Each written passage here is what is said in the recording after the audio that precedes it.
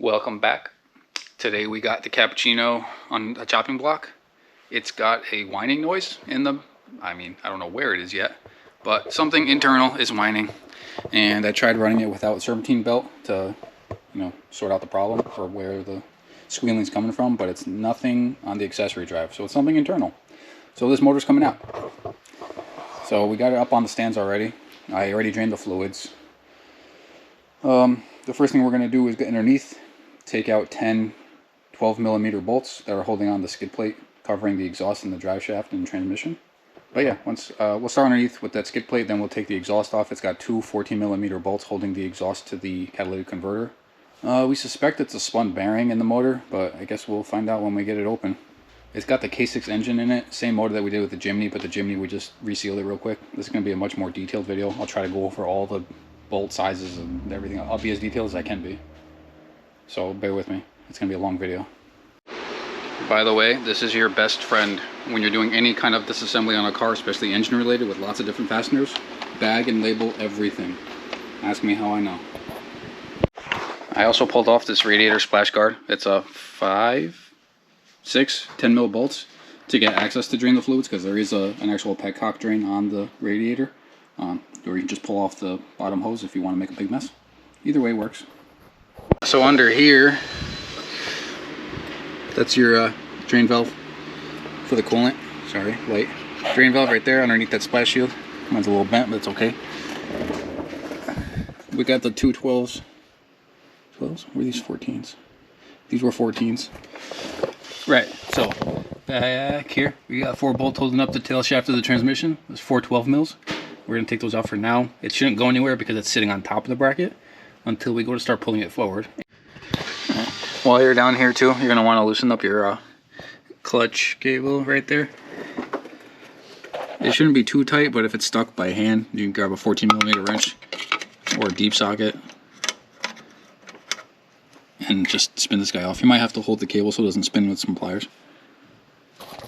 Alright, so we're done with the bottom side for now until we have to go do the motor mounts, I believe. Maybe some sensors on the bottom, but we're going to start working on the top end. I'm going to undo every hose that's attached to whatever's not coming out. So intercooler piping, coolant hoses, AC lines, and all the wires that I can possibly take out that I know where they're going. Including my strut brace. We're going to take out the strut brace because it's going to be in the way, obviously. And the battery, actually. Battery should come out first before we short something. So let's do that.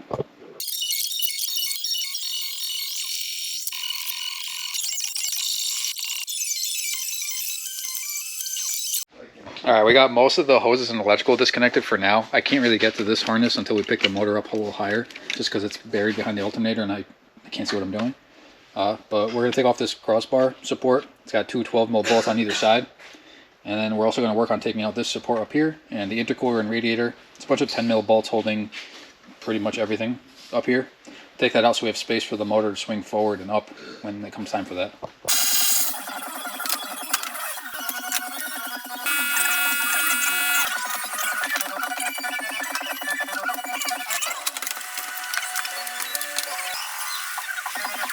Alright, so we got the radiator and the AC out. I took out all my air conditioning. It was pretty straightforward because mine had been leaking, so it was completely empty. If yours is still full, you should probably get it reclaimed from somebody professionally if you want. I'm not going to judge. Alright, so I'm actually going to, I think we're almost ready to start loosening the motor mounts and get this thing chained up so we can see what else is connected. Because from here, I can't see a whole lot that's still attached besides this harness, which I can't really see yet until I get underneath there. I think that's it. So let's get this thing chained up, I think. So to hook up the front of the motor, there's this hook right here. Really convenient. The back, however, doesn't really have anything to hook onto. So I went ahead and I backed out. I don't know if you can see it down there, but the bolt that's backed out, that's got a ground wire on it, there's a ball housing bolt. So I'm going to just take that out, put the chain on that. That's why I removed the hard lines up here, so that when the chain tensions, it doesn't squish the hard lines. If that bolt's not long enough, I might have to try to find a longer one, but it looks like it'll be fine because the threads engage at that point right there. Alright, that bell housing bolt's going to work out just fine. It's long enough, I feel, to catch a couple of threads to be in there. It's a 14mm bolt, by the way. All right, for the motor mounts, you're gonna come on down here into the wheel well. And I already took off this side so that you can see.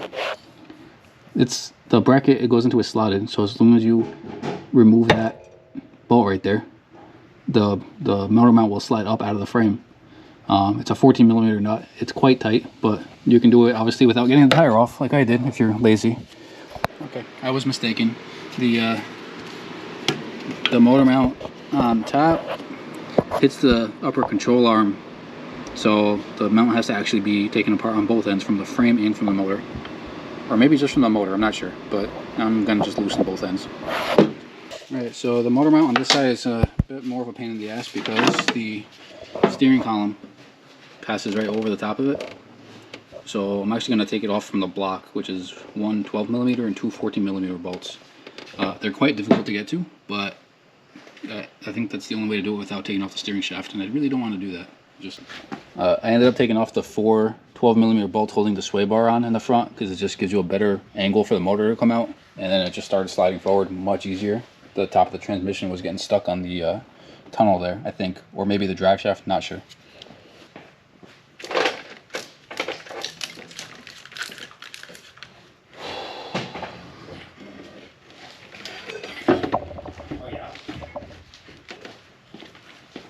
Oh yeah, yeah, that's definitely it.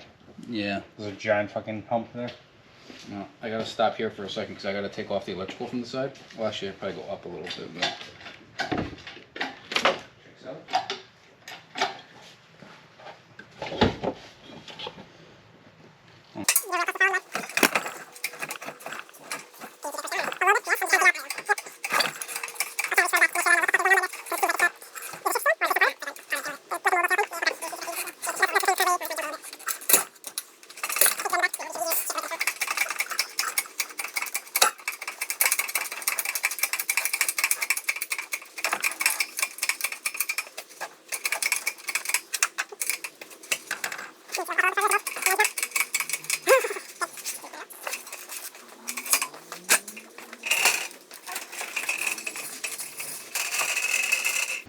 Alright, this is the empty engine bay. Looks like it's just about the right size for a 13A. 12A, sorry. 13B, 12A, either one, you know. Little Dorito power. Maybe, in the future. This is why your electrical connections are, that are kind of a pain to get to, but, you know, you got the alternator positive, the level, AC, knock sensor, starter wires. All that stuff is right here, which is hard to get to when it's in the car. It's still hard to take apart when it's out of the car. But yeah. Next step, we take apart the motor because, like I said, we have a whine somewhere internal, and we pulled it with the transmission because the first and second gear synchros are bad. You can't downshift while you're moving. So I already have those. That'll be a separate video from the engine.